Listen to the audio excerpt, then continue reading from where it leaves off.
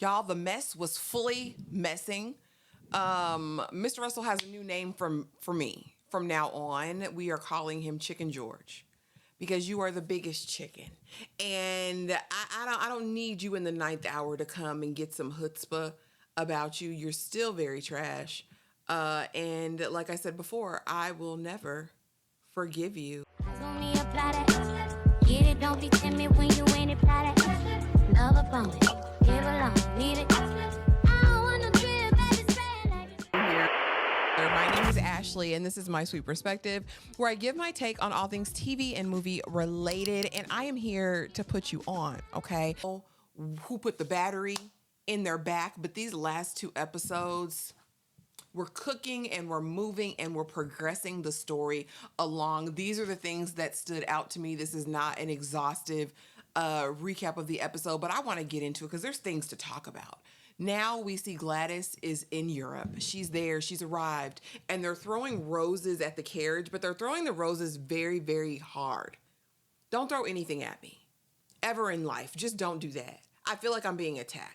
And I think that's what Gladys felt as well. And, we find out that for the last, how many ever miles, how many ever minutes, we have been on the property of the Duke, right? And so we're making our way downtown, walking fast, and getting there. And what is she going to do there except for drown? She is not equipped. She is not equipped for this level of society. She is not equipped for this change in culture. She's not equipped for her sister-in-law. Because what's really going on, Cersei Jr.?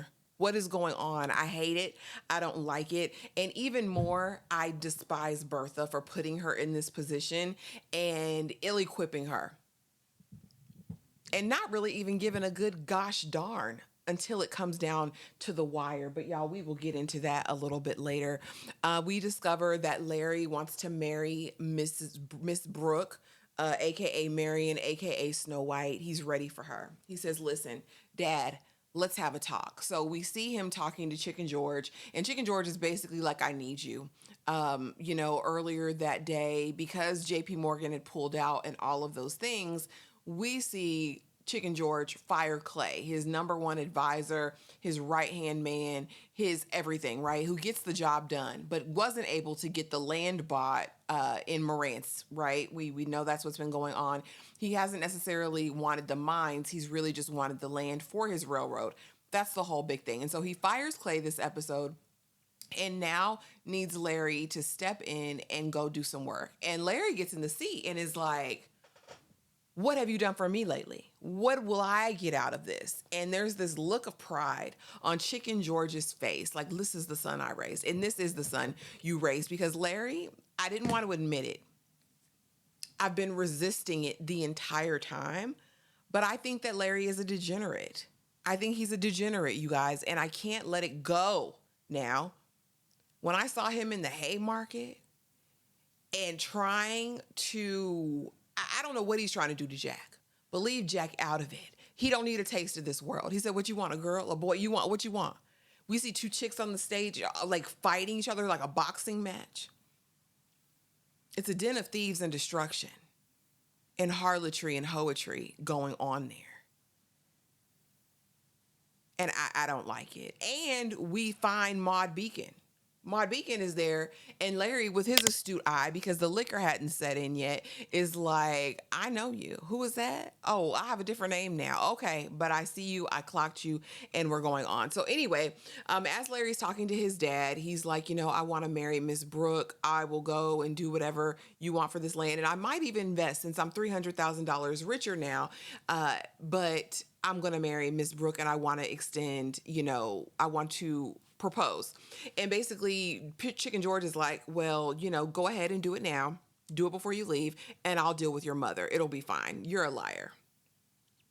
Anyone who thinks Bertha is going to let this ride is out of their gourd and out of their head. This is never going to happen.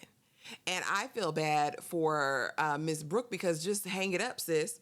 This is third strike, you're out in society. You might as well go up there with Aurora in Newport and, find a teaching gig, because baby, this is not it. And I hate it for you, because you really don't even like them like that. It's such a polite and delicate affection I don't like that. We find later in the episode there is a dinner, and this railroad family guy is invited there. And the way Bertha flirts in this man's face, and again, Chicken George needs him now that everybody's pulled out of the deal to make the deal go forward. If this guy's family will sell any portion, they will be on the up and up and in a much better financial position. At this point, it's giving Chicken George is almost in ruin, right? If things don't go a certain way, he will be ruined and all the tea and coin gone. Well, Miss Bertha's laying it on thick because, they tag team it. And I mean, she's flirting with this man brazenly, like a brazen hussy at the dinner table. So much so, everyone's turning. So much so, Chicken George later in the episode says, "You have me feeling like a cook. You cuckolded me, Bertha." Really? She been doing it in other ways, Chicken George. It's amazing to me that when it's directly impacting him and his money, that's when he takes notice. That's when he takes issue, and that's when he wants to do something. I used to love you. I cannot get behind you now. Agnes and Ada are back at the house now, and it's leaked. Larry comes over there, of course, after he proposes to Miss Brook, and she accepts, and they want to get the blessing from the family. And my thing is, Larry, if you really loved her, why wouldn't you go over there first and get their permission to ask for her hand in marriage? I thought that's how it worked. I digress. We're there. We're talking, Agnes is looking sideways. Ada's elated. She gets up to congratulate Miss Brook. Agnes is a hater, the biggest hater. I hate the way that you walk. I hate the way that you talk. I hate the way that you dress. Like, it was giving all of that. And then to add icing on the cake, Larry spills the tea that Jack is now a very wealthy man as the clock has sold. Why did he do that? Because now everybody's in a buzz, in an uproar or whatever. And Agnes wants to know how much, because how rich is he? I don't like any of this. Nobody in the house likes any of this. Agnes, speak for your damn self. And Ada said just as much. I really, really hate it. I really, really hate it. So now that all the kind of the business dealings are done, we have proposed to Miss Brook. We've gotten the blessing. I've let my family know. We've had dinner about it. Everybody knows. Now it's time for me to celebrate. My friend is coming in from out of town, but lightweight, this is kind of like my bachelor party too. But no women allowed. Miss Brook is disappointed, but understands. Larry goes out and takes Jack with him. Now I need to see Jack. I need proof of life after that night that they had out, because it gave, I'm about to hustle you.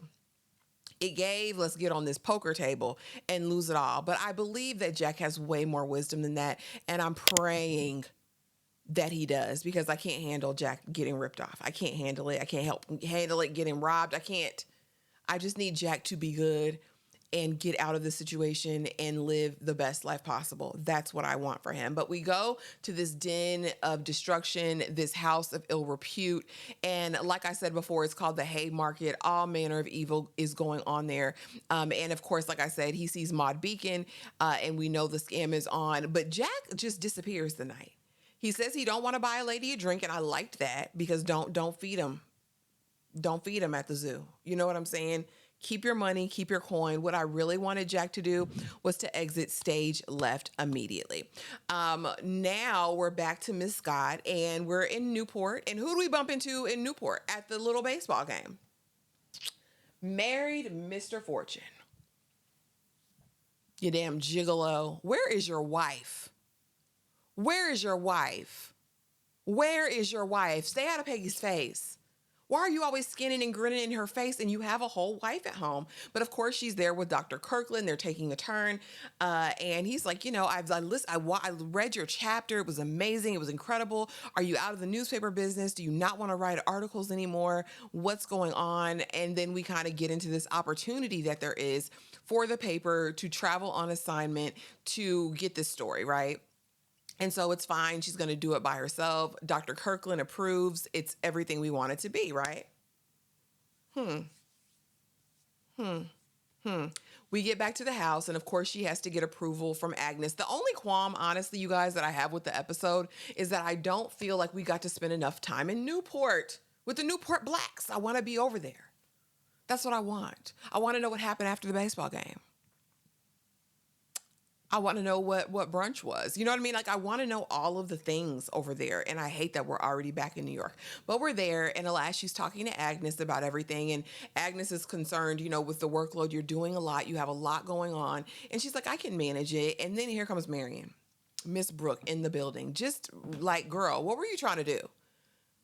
Because this is my thing with you. Like, you're a friend half of the time, a quarter of the time, but then you're not even a whole friend because you still don't understand the fullness of who Peggy is, and you don't try that. And in this moment, I really wondered what your motivation was, because why would you say all this in front of Agnes? Because we're sitting there, I got this opportunity to write for the paper. Oh, that's awesome. But you're going? Yes, I'm going. Well, what you think that's a good idea, Agnes? Why wouldn't it be a good idea? Yeah, why wouldn't it be a good idea? And you're going alone, or are you going with Dr. Kirkland? Why would I go with Dr. Kirkland? Why does she need a doctor? She's well now. She's not sick any longer. She doesn't need Dr. Kirkland. Agnes is just in the dark about everything, and I kind of love it. But Marian, you're inappropriate. You're overstepping your boundaries, worrying about yourself and this degenerate that you're going to be marrying or not marrying. I'm just saying, I didn't like it. What was that about? Drop it in the comments. What was Marian doing? She's talking too much. You're talking too much.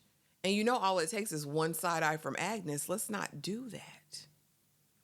Larry, before he goes on his trip to work for his father, goes to Oscar and says, listen, I saw Ma Beeman at the Haymarket.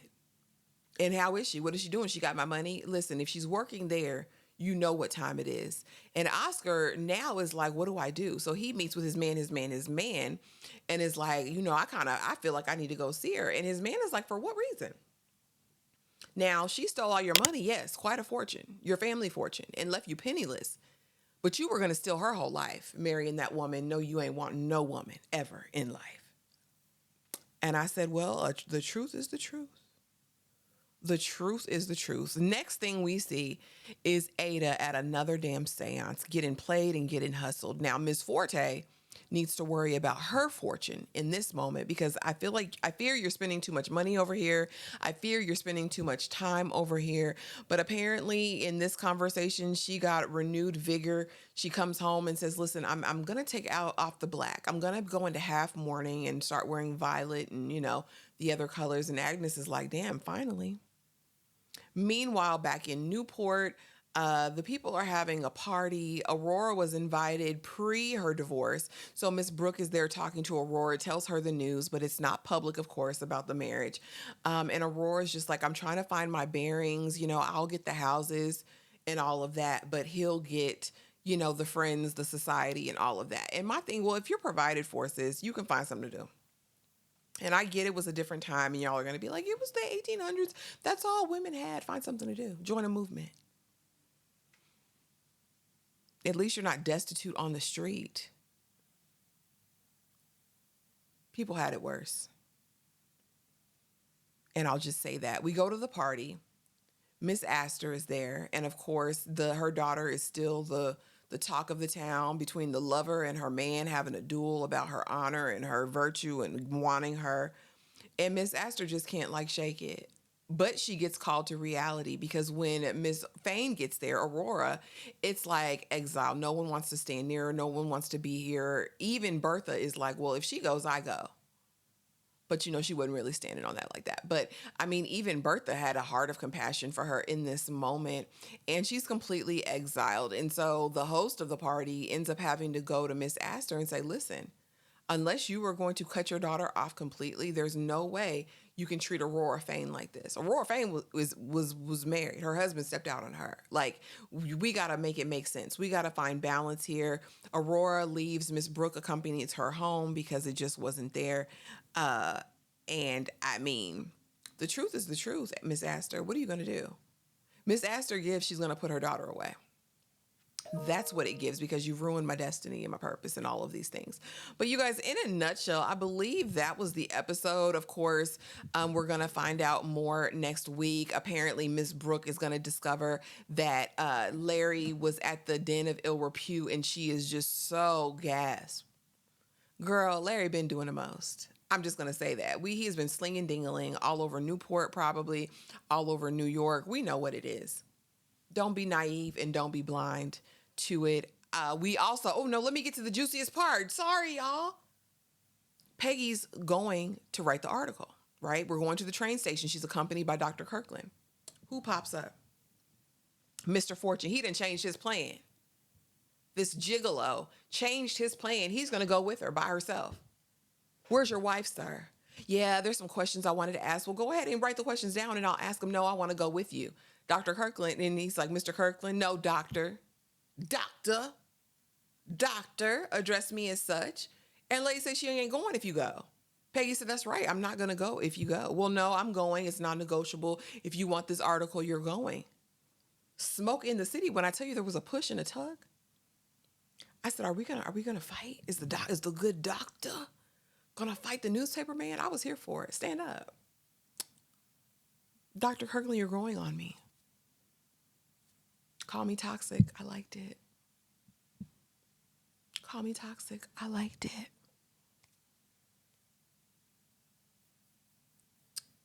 Just saying. Anyways, they kind of get into it, and reluctantly, Mr. Fortune is like, all right, I won't go. Go ahead, Peggy. But a scene they did make.